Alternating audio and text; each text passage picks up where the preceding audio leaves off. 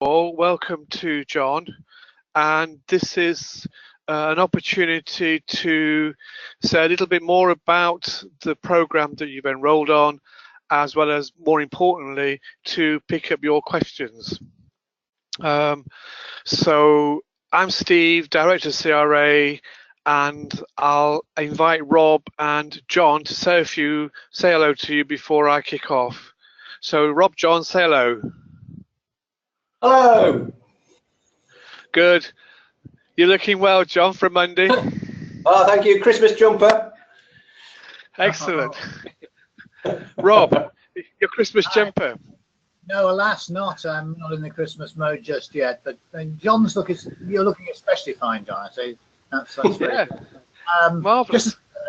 And apologies for the fact that this hello is going to be followed by, in about 5 minutes, by my need to go somewhere else. And whoever thought that trying to do less work would be so stressful, really. But that's how it is. So I know it's great that Neil and Peter are with us, because I'm working with them directly, and I've just sent them a note saying if there are things to pick up after the call, particularly after I've gone, I'll be around to have Skype conversations later this week, all being well. That's me done. Rob, Thanks.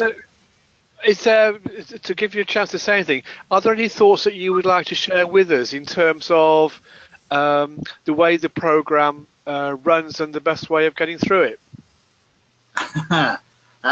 Just two thoughts, I think, based on the past experience. It's just personal thoughts. One is treat the deadlines as indicative rather than absolutely final, but try and stick with them as far as you can, because they're there to help the phasing really of the program. But nothing bad will happen if you miss a date by a day or two, or even a week or two, from our point of view, excuse me. And the other is make the best use of the mentoring support, because our job is to be helpful to you first and foremost, and that includes offering feedback on drafts and dealing with queries. And part of the experience is there's no such thing as a silly query. All sorts of good things we've learned through the contacts that people have had and the questions they've given. So with those two bits of probably quite useful information based on experience, I will shut up and leave it with you, Steve, to run us through the website, I guess. And if there are questions from colleagues that don't get answered, that particularly relate to colleagues I'm working with, we're very happy to talk at a later point. So thanks, everyone. Thanks, Rob. Thank you, Rob. John, any thoughts that you want to kick off with before I kind of witter on a bit? Oh, no, feel free to witter on, Steve. Okay, in which case, thanks for that. Kath, could you please make me presenter?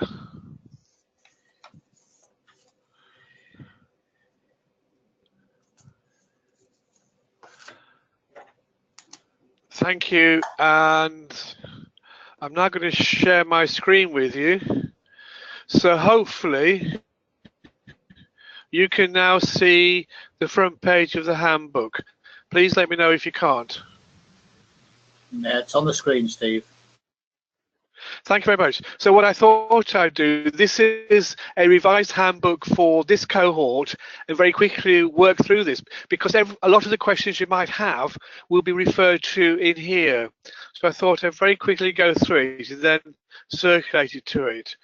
So the first bit of the handout, of the handbook, which Rob authored and really stands up still, is a reason for doing the program. So if anybody asks you why are you doing this, then here's some good answers to give them. It's actually, there's a mistake. I think it's become even more important than ever. Following TEF2 with TEF3 coming up, a lot of interest in personal tutoring and academic advising has re-emerged. And indeed, I was saying to somebody at the webinar last week, it's interesting to see how many people are now picking up on the whole notion of self-efficacy again, and resuming that kind of interest.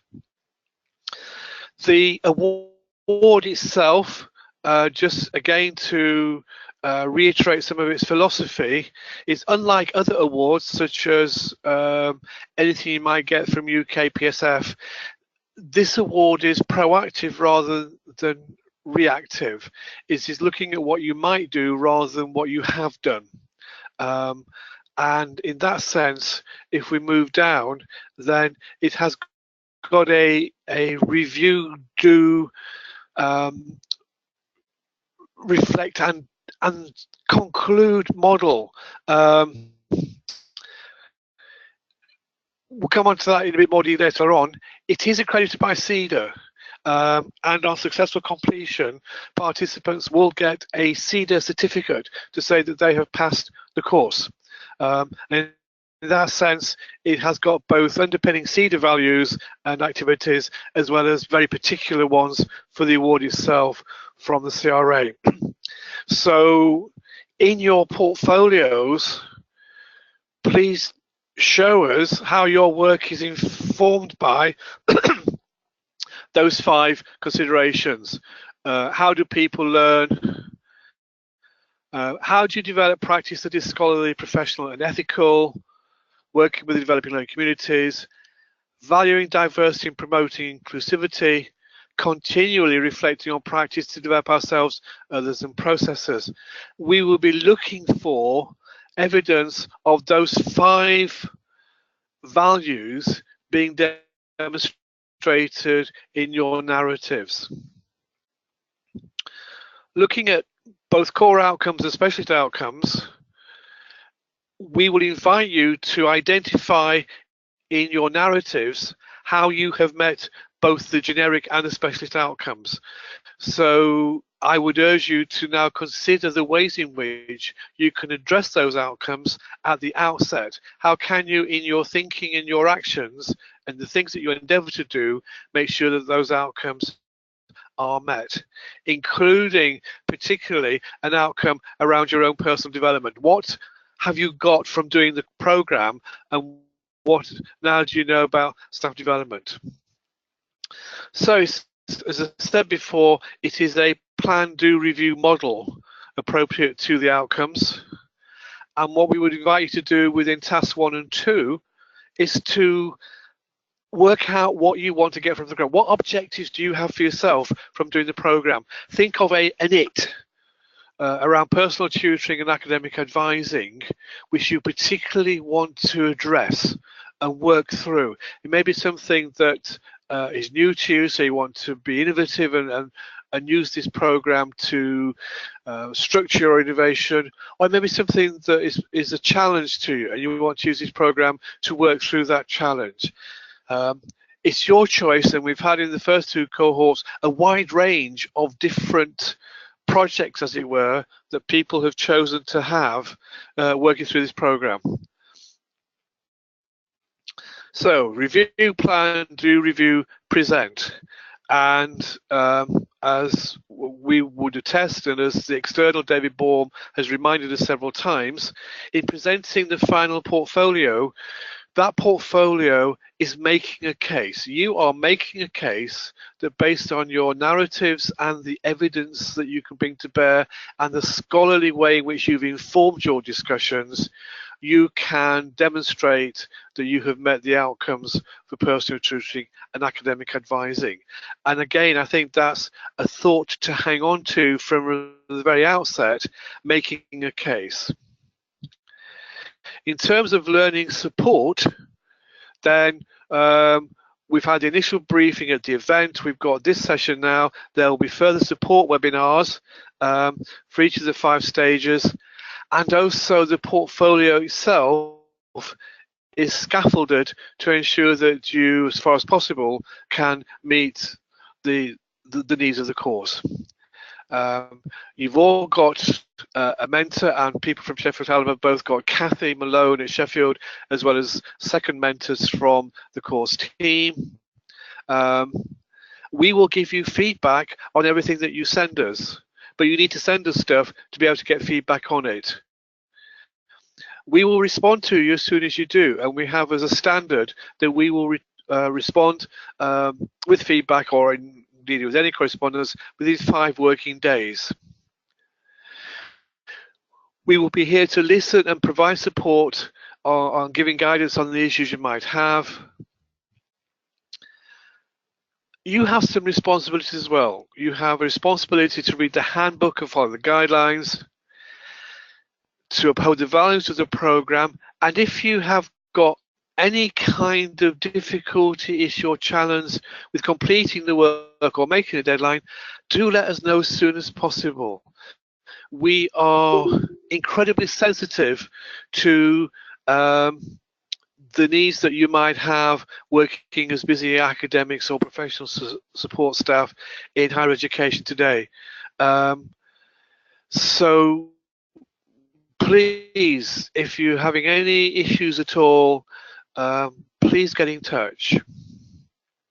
Being scholarly, this is an academic piece of work, and as such, we would ask you to be as scholarly as you like and in different ways.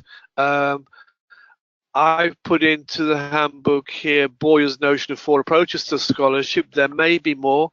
I look forward to somebody writing a portfolio from a digital scholarship point of view. That would be interesting.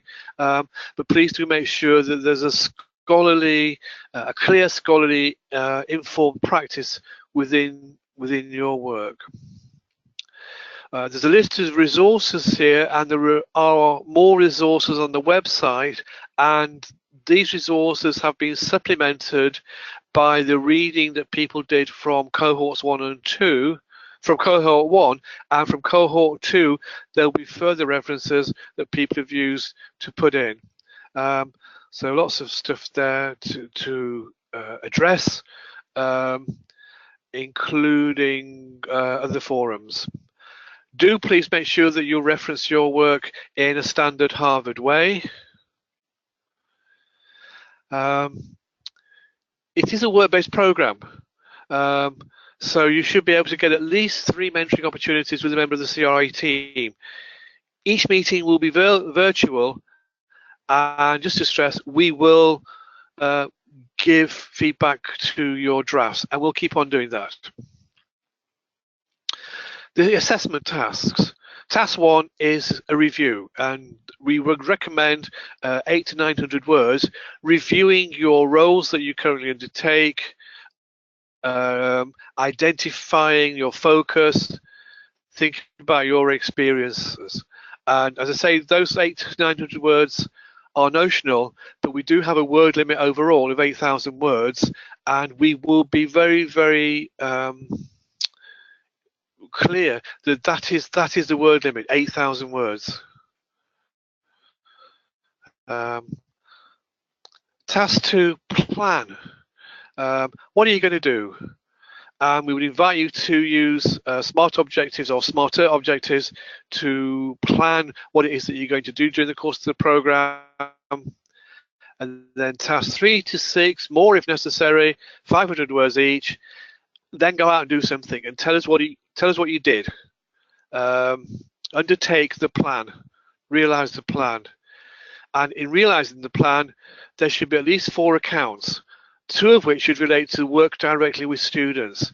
And we've had one person at the outset who wasn't able to do the program because they weren't able to directly work with students. And we would want at least 2 case studies working with students.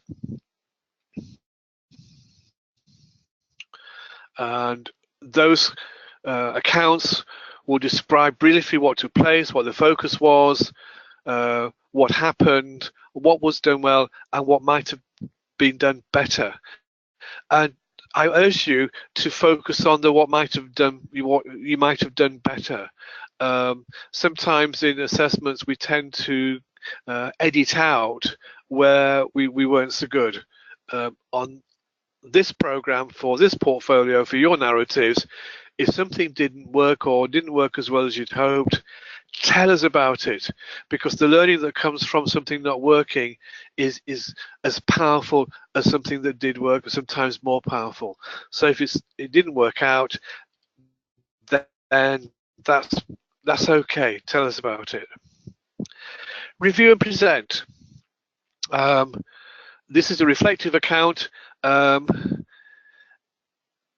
we would urge you to, having gone through it, to do the reflection, but then put the reflective bit at towards the beginning of your narrative when you submit. I know that sounds kind of about face, as it were, but you aren't able to do your reflective narrative until you've done it. But then it helps us, as the readers and assessors of your portfolios, if you put the overall reflective account first, it helps us to recognise things as they come along from the actual doing. The bits in yellow, there are a couple of bits further down. This is one. These are new bits for cohort 3. So this bit do include carefully anonymised illustrative case studies.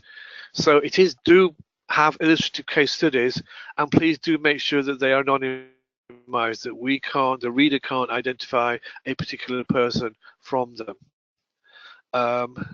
8,000 words, maximum permitted, not including quotes and references.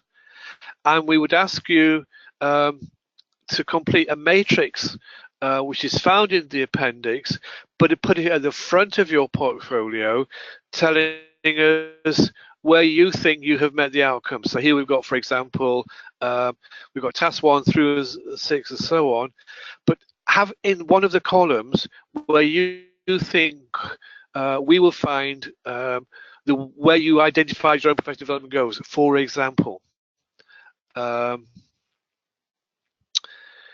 deadlines. There is only one fixed deadline, as Rob said before he left, and that's the final deadline, which is May 21st, 2018. These other dates here, 11th December, 20th April, May 2nd, May 5th, are suggested. In order to pace your work and structure it, we have suggested these deadlines for meeting these tasks. You don't have to stick with them.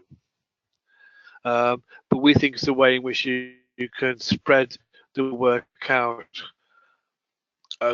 overall. In terms of quality assurance evaluation, the people tutoring the course are all experienced higher education academics, both in terms of working with CEDA, working in higher education, working with portfolio development. These are your rights.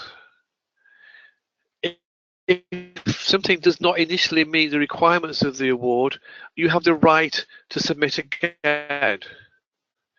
If you think something is worth appealing, here are the details and the process flowchart for appealing, and this is all based on the CEDA accreditation framework. We have an external examiner, David Baum, and he writes a report on the assessments which goes to the CEDA PDF committee. Non-anonymous marking. I know that is current practice in most of our education to anonymize marking. The nature of this course means it's just not possible to do that, particularly since it's based on peer and formative assessment. We would welcome your comments on how it's gone at the end, and those are further details around non-submission, late submission, and reassessment. Here's some more yellow bit. It's something that David, the external, has asked us to put in. So it's more details on leaving the award process, whether you want to defer or whether you want to withdraw.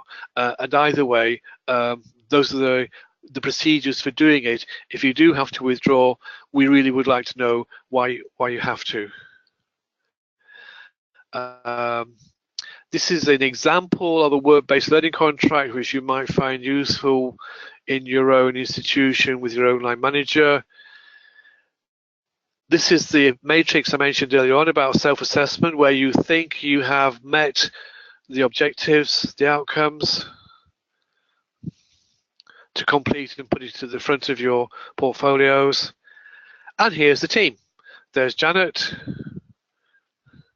there's me, there's John, there's Rob, and as important as everybody else, here's Kath, the office supervisor manager, and we do a lot of work through her. You will do a lot of correspondence through her. that is, in a very short space of time, the program.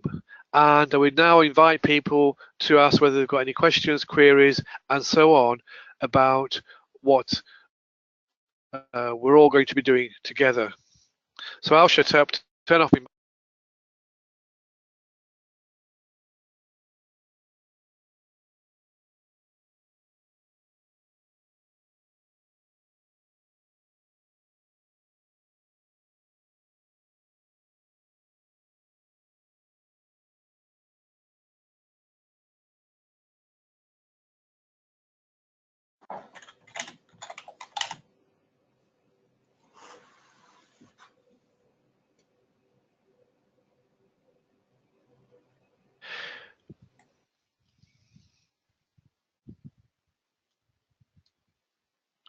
it's all very quiet.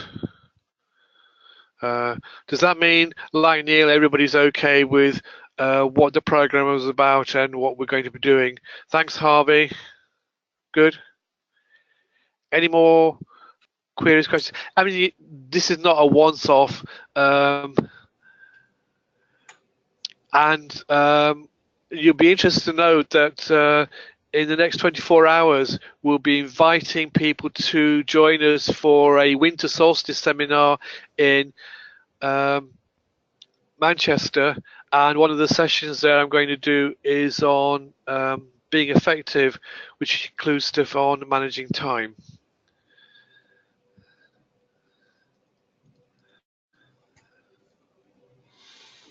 Well, I said I'd chip in. John here. Hi, John. I would just want to emphasise a couple of things that Steve said. I think one of the most important is that it is a practical award, so there is an intention that you plan, do, and review. But what you do is up to you, and sometimes that doesn't come off. And we have had on occasion people say, "Well, I did something, but it didn't work." So I haven't got anything to write up. Whereas the whole point for us would be the fact that you tried to do something and it didn't work is an incredible piece of learning to write about in terms of exploring why it didn't work. So we are keen to encourage people to share whatever they've done, even if it may not have come off quite as they intended it to. I think it's important to learn from things that don't go as well as much as things that do go well. Thank you, John.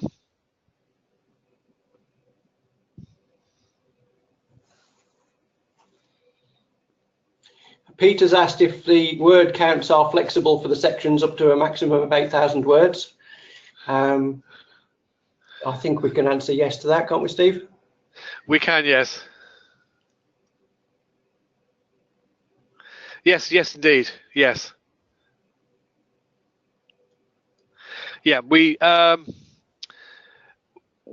getting a bit squiffy about 8,000 overall because in one of I think it was the last cohort, having tightened up on the word limit, we got a couple of portfolios which were really much longer, and there seemed to be an equity question here. Part of the challenge is being able to do all of the things we want you to do and write about within 8,000 words. So while each section is flexible, it's 8,000 overall, yeah. Well, it's interesting, I think, in terms of the history of the award, that we started out with a smaller word count, trying to be not to frighten people, and it proved very difficult to do the work in that word count. So we've lengthened the word count to give that bit more flexibility, but hopefully not too much to make it unwieldy. Yes, indeed. Any more questions, comments? Is everybody happy?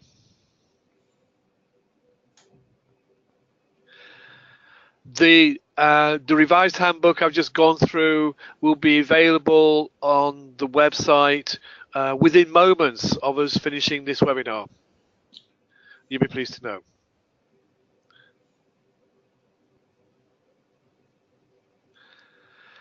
In which case, can I say, coming up to 1 o'clock, watch this space in terms of future webinars, future resources. Do come and see us in Manchester on November the 30th. David Gray from UCAT is going to be doing a session on research and personal tutoring. So that is going to be worth coming to, as well as doing, Rob's going to do an inaugural Rob Ward presentation for the Winter Solstice Seminar. Without further ado, in which case, I will say thank you, John, thank you, Kath, and thank you, everybody, for coming. And see you later, as they say. Ta-da for now. Ta-da. Bye.